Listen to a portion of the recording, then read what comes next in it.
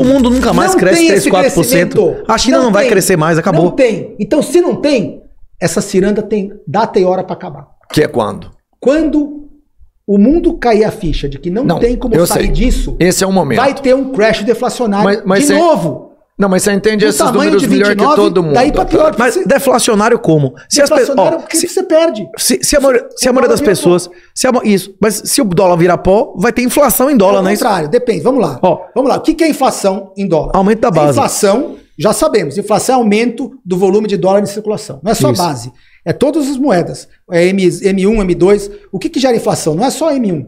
É o crédito. Não, mas são as bases. É BB, são bases, sim. Todas as bases. Sim, os agregados. Todos os agregados monetários. Que isso você pode achar, inclusive, nos sites do Federal Reserve, dos bancos centrais europeus. Você soma aquilo. Quando você tem redução do volume de dinheiro em circulação, você tem deflação. Não é inflação. Quando que isso aconteceu na história? Na década de 30. Se você tem... E o dólar vai perder valor. Mas como é que é a perda de valor do dólar durante a inflação? É o dólar perdendo valor contra produtos, não contra outras moedas. Agora, não é só contra as moedas. E se ele perde valor contra ele mesmo? Uma coisa, eu vou dar exemplo, a diferença da perda de valor da inflação com a deflação. A perda de valor da inflação é você ter um dólar e você comprar menos com ele, porque os preços subiram. E sabe qual que é a perda de valor da deflação? É você ter um dólar tomado do teu bolso, você não tem mais. Sumiu. O dólar evaporou. Você tinha uma conta no banco, como deixou de existir? Então, e não rolou nada. Sumiu o dólar. Então o dólar perdeu o valor contra ele mesmo. Entendeu? Porque é um crédito. Você tinha dinheiro no banco, o banco quebrou. Exatamente, sumiu o dólar. Você tinha um bônus do governo tal, o governo vai te dar. Desonrou. Você tem o eurodólar de um contrato que foi desonrado, acabou. Não vai te pagar. Então, deflacionário, porque parece que os créditos vão ser desonrados. Nesse cenário deflacionário, o dólar perdeu valor contra ele mesmo. O market cap dele, mas não a nota do dólar. Não. Então aí você tem, de cara, você começa a ter menos dinheiro em circulação. Com menos dinheiro em circulação, o que acontece? Começa a ter chamada de margem, todo mundo que tem bens que tá garantindo dívidas. Alavancado e obliterado. É ordem de vender. Se tiver alavancagem, se tem fundo alavancado em qualquer coisa, tem que vender. Se os fundos grandão têm Bitcoin, vão ser obrigados a vender. Por isso que eu quero guardar um dinheiro para comprar quando tiver essa saída de vender. É nessa hora que eu quero ter dinheiro no bolso. Porque nessa hora, qual que é a demanda das pessoas? O dólar pode ser um lixo, mas na hora que o cara te chama a dívida, tecnicamente o que significa uma chamada de margem? Demanda por dólar cash. Então começa aquela corrida para o cara trocar ativos financeiros por cash. Porque o cash é que paga a dívida. Contabilmente, no banco, os contratos hoje de crédito é dólar. Então, gosta ou não do dólar, se está todo mundo devendo em dólar, na hora que chamarem a dívida, o cara quer dólar. Porque contratualmente... Juridicamente, para zerar aquele contrato, ele precisa de dólar. Você acha que nessa hora o cara vai vender Bitcoin? Vai vender não, ele é obrigado. Se ele está devendo, ele é obrigado. É contrato. Se o ouro só é bom fisicamente. Se for ouro em bolsa alavancado, esquece. Porque na hora da chamada o cara não tem. E o ouro físico, ele não é líquido. Você perde 5, 10% para comprar e vender. Hoje, e eu acho que... Aí eu vou entrar nas consequências disso depois. Tá? E depois, por que eu acho que é uma carteira segura, que inclui Bitcoin também. Não só ele, porque não tem tamanho para dar segurança para muita gente. Porque o tamanho do market é pequeno. Você tá me convencendo a pegar toda a minha grana e pôr Bitcoin. Não é. Não vai pôr. Não é agora. É pequeno pro asset dele. Agora pra gente é grande pra caralho. Não é isso. Não, peraí. Não. Mas no momento desse, qualquer mercado alavancado vai sofrer nessa hora. Porque o Bitcoin tá nesse nível de preço porque tá cheio de fundo comprando com dólar, com alavancagem, com dinheiro de cliente. Se o cliente sacar, ele tem que vender. Não é aquele cara que comprou, tá cheio de especulação pelo preço que a gente, pelo tipo de oscilação tem. O ouro também tem oscilação, mas o ouro vai ser bom do mesmo jeito. Se você tiver onde guardar com segurança e ninguém te tomar esse ouro, enterrar ele é ótimo também. O problema é que a gente não sabe o que vai acontecer nesse país. A gente pode ter que ir embora e não tem como levar esse ouro. Eu já pesquisei, depois eu mostro no final. Veleiro, avião, metelebronca. Você tem ouro, de jurisdições, eu tenho pesquisa de jurisdição de lugares. Não dá pra tirar o ouro tudo que eu quero, mas veja bem, nesse cenário, ter cédula de 100 dólares é melhor que o cara que foi preso com vamos fazer o cenário da crise deflacionária. Não dá mais para expandir crédito. E tá difícil. Tanto que eles deixaram o juro em zero, o crédito expandiu. Depois deu inflação, eles subiram. O juro bateu 5%, eles já estão precisando cair de novo. Eu acho que já deve ter muita gente quebrando por causa desse juro. Sim. Porque ia ficar uma carga muito grande para qualquer sistema financeiro. Vários bancos quebraram nos Estados Unidos quando E deve ter 5. gente quebrando e a gente não sabe. Porque o Fed Funds hoje está mostrando 3,5% de juros para 2 anos. Baixar mais. Tá, mano, o juro tá 5,25, ele vai começar a baixar agora. Mas o mercado tá pedindo uma queda de quase 2%.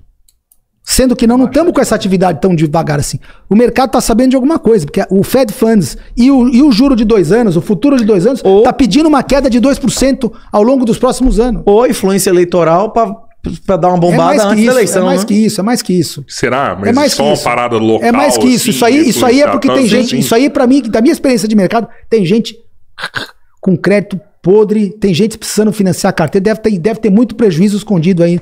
Por Não, conta, só tem o juro crédito subiu de podre 0 para hoje. 5, imagina. Não, em absoluto e em proporcional, nunca houve uma subida dessa. Foi muito nunca grande. subiu. Tipo, de proporcional nunca, porque de 0 para 5 é infinito. Aí- Aí, Aí o que eu fiz na minha carteira quando o juro subiu para 5%? Eu falei, bom, nesse meu cenário deflacionário, se eu acredito que não tem como ter hiperinflação, porque para você ter hiperinflação, você teria que ter emissão de crédito ad eterno. dólar físico dentro de casa. Porque não tem dólar físico. isso? Não tem dólar. Você tem hiperinflação, teria que monetizar a dívida toda. Pegar todas as dívidas do mundo, que são 400 trilhões, e trocar por notinha de dólar.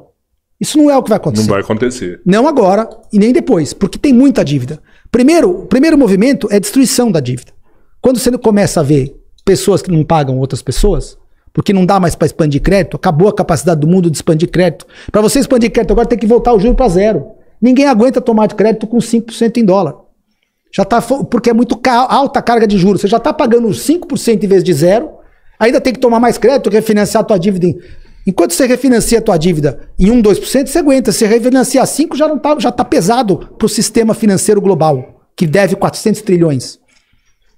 Esse é o big picture da coisa. Estou olhando para o sistema financeiro como um todo. Nessa hora você começa a ter quebras, deflação, você começa a ter pessoas que não conseguem pagar e aí nesse momento você pode ter a resultado na atividade econômica de recessão, depressão. Se isso acontecer, até os governos vão ter problema para pagar suas dívidas. Porque aí você vai ter toda a dívida americana, por exemplo, só que o que faz o cara conseguir vender o título dele? Porque o lastro da dívida... Hoje a dívida americana não tem... O dólar não tem lastro. O que o Federal Reserve tem no balanço dele? Quando ele emite uma nota de 100 para te dar, o que é o ativo do Federal Reserve? Em 1932 era ouro. O que é o ativo do Fed? Dívida Título americana. do Tesouro Americano. T-bill, exatamente. T-bill. E o T-bill, o que garante o T-bill? A capacidade de pagamento do Tesouro arrecadação. Americano. Do Tesouro Americano, de arrecadação. Se você tem uma recessão igual a década de 30, Acaba a recessão. a arrecadação afunda. Derrota. O que vai acontecer com as dívidas longas? O que vai acontecer com Previdência nos Estados Unidos? Vai ter que dar default na Previdência, vai começar a dar default nos pagamentos de longo prazo, cupom de bonde longo era capaz. O último default que os governos vão dar é na dívida de curto prazo. Porque ele precisa da dívida de curto prazo para fazer o Não, o caixa último diário. default é salário de servidor, não é isso? Que nos Estados Unidos os caras toda hora Por faz o experiência, freeze, né? Pode, não, isso mas pode. isso, até para poder pagar salário, ele precisa que o open market, que o mercado de dívida funcione pelo menos pelo prazo curto. Que nem o Brasil. O Brasil entrou em moratória, a única coisa que o país pagou na década de 80 era o over. Era a dívida de um De dia pro 24 outro. horas, exatamente. 12 Exatamente. horas. Então, o T-bill americano, ele é o equivalente ao nosso over. Se você tem todo o teu ativo financeiro, você sai do que é longo, que tem risco de duration. O longo é o que leva o prejuízo. Que normalmente é melhor remunerado. né? Exato. Por isso que ele paga mais. A não ser na inversão de curva que a gente viu. Que é, geralmente essa inversão de curva prevê merda. Na hora que merda. o cara prefere paga mais pra estar no curto do que no longo, é porque a perspectiva de longo é uma desgraça, né? Exatamente. Exatamente. E depois, quando desinverte, vem a merda. Aí volta pro... Nessa hora, os governos vão estar tão apertados que a única coisa que eles vão pagar é dívida de uma semana. Porque se ele não pagar isso, ele não consegue pagar Não salário. roda. Ele não roda nem o caixa dele. Então, o Brasil foi assim quando entrou em moratória. A história das moratórias de governo é assim. O cara paga o overnight, mas ele deixa de pagar tudo. Para sair do problema, ele fala, só vou pagar a dívida de curto prazo. Quem tá no longo se ferrou. Perdeu. Então, Normalmente nesse- renegocia e acaba pagando. Sim, mas a moratória não é um calote, o né? curto é a única coisa que ele Isso. paga porque ele precisa para pagar as contas do dia a dia. Se ele não paga o over, ele não zera o caixa dele. Porque a moeda é um contrato. Hoje as moedas são contratos de dívida. É uma contrato. Para você ter aumento de moeda, você tem que ter uma dívida. Não existe aumento de emissão monetária sem aumento de dívida. Não existe, porque o lastro da moeda hoje é dívida. Não tem mais ouro, não tem mais ativo nenhum. As moedas são puramente fiduciárias. Fiat. Sim. É uma promissória lastreando outra promissória. Fiat, é então, isso aí. você já fez Fiat Money, por isso chama Fiat Money. A moeda da Bíblia, sendo Fiat. um crédito. Então, nesse cenário, você vai ter uma destruição de crédito, o dólar desvaloriza contra ele mesmo. Você tinha 400 trilhões de crédito no mundo circulando, você vai passar a ter 100. 300 trilhões evaporam, 200 trilhões evaporam. O que é o menos propenso a evaporar? Os T-bills de curto prazo. E dólar físico. E dólar físico. Inclusive, nessa hora, é a hora que eu quero ter esses T-bills. Na hora que eles começarem a bolar um plano de salvar todo mundo e fazer a troca, e vem os globalistas com aquela ideia da moeda única, nesta hora eu quero converter todos os meus T-bills em ativos. Que eu achar os mais seguros. Antes investe injeção, né? Exatamente. Antes, porque só que essa injeção só vai funcionar depois do write-off. Ele não vai injetar 400 trilhões, ele vai ter que deixar quebrar uma parte e depois comprar o crédito. É que nem o crédito podre. Você vai comprar o crédito que já está valendo 30 por 100 ou por 30? Por 30. Não, mas então aí você tem que deixar os créditos valorizarem. Eu preciso porque isso aí seria o que eles chamam de monetizar a dívida, que eles fizeram um pouco em 2008. Você vê o cara com problema na dívida, o Fed vai lá e compra a dívida do cara. Mas é o preço no limite, na bacia das almas. Na bacia das almas. Sim. No limite, se você monetizar todas as dívidas de todo mundo a 100, você gera hiperinflação.